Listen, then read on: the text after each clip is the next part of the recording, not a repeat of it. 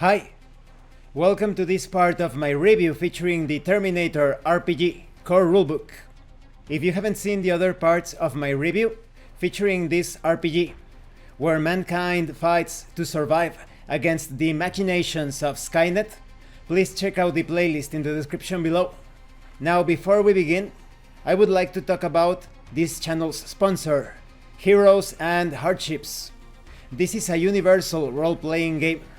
It will allow you to play any sort of genre, story, adventure, campaign.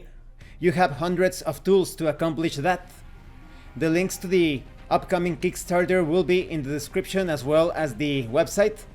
And I'm also going to put links to my reviews of the Quickstart guide and the Wallace campaign setting, featuring the life and exploits of William Wallace. So if you want to know a bit more about the system and more about the sorts of adventures that you can have using this universal RPG, please check out the links in the description. Definitely check it out. Now, in today's part of the Terminator RPG review, we are going to talk about running the game. In this RPG, the game master is called the director. The director is in charge of crafting and handling the scenes that make up the game, from the interactions and firefights to the plot twists and big reveals. As a director, you will be handling missions, from the interactions and firefights to the plot twists and big reveals. Scenarios in the Terminator universe are called missions. Missions are simple, direct stories with a beginning, middle, and end.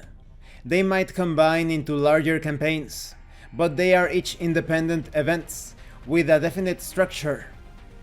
The player characters usually become aware of a Skynet plot, while some missions are formally imparted to the player characters before they are sent back through time. Not all of them come directly from the Resistance. Sometimes a target of opportunity presents itself through investigation or data mining. There are two types of missions, but I find them a bit redundant. That is, it should be only one category in my opinion. You have the category of asset denial. Asset denial missions are always rough. They often start with the discovery of an asset that either needs protecting or terminating. And then you have the protection category. Protection missions are usually less morally ambiguous than asset denial. The player characters discover something that will be advantageous in the future war. And that's why I say it feels a bit redundant, because in both categories you are looking for something to destroy, someone to kill, someone to protect, something to retrieve. So they should be just one category in my opinion. And obviously this follows the guidelines presented in the Terminator stories, like the films or the comic books and such. Now, when it comes to mission themes, once the general plot of a mission has been determined, you have themes such as inevitability. This is about the struggle to remain hopeful, to fight against inevitability or fatalism. Even though some things may seem inevitable, you still need to fight on.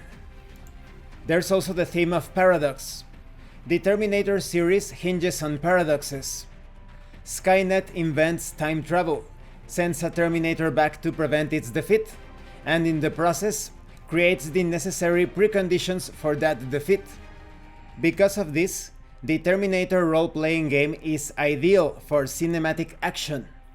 You could handle it as a single night's gameplay, but you can also link the scenarios or missions together into a campaign. And you will obtain experience points during this campaign, allowing your character to expand in knowledge and improving in certain areas. When it comes to the director's discretion, this is a term that applies to the rule set when the rules, charts, tables, or mathematical equations get in the way of the action. In this case, the game master needs to improvise. The director needs to focus on rulings rather than rules.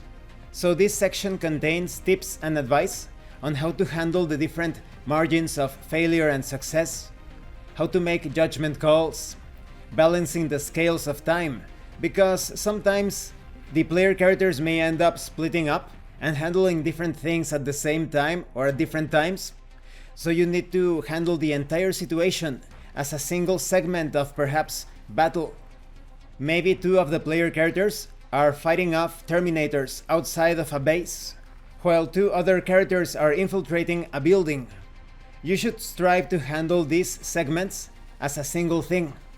Even though these characters are focused on perhaps hacking while these other characters are fighting, handle things efficiently and effectively via turns, shifting the spotlight over each of the player characters as needed. That way you can handle complex operations, strategies, tactics, without allowing dead time to exist. All of the player characters need to feel engaged. And this concludes this part of the review. In the next part, we are going to talk about player and non-player characters and many other details. We can clearly appreciate a focus on the stories portrayed in the films, in the comic books. The Terminator RPG is able to represent those stories, and it's excellent that it even includes tips and advice on how to handle separate actions, times, different scenes all together as a single composite scene. You also have the information about giving priority to the fun and the smooth flow of a session, not letting the rules get in the way of fun, and handling things via rulings if necessary. So the rules are here to serve as tools or as supports, not as dogmatic hindrances. Thank you for watching this part of the review. If you have any comments or questions, please let me know. And thank you so much to those of you that have been supporting the channel by sending drive-thru RPG gift certificates. If anyone else wants to further support the channel, the information on how to do that will be in the description below. Once again, thank you, and see you later.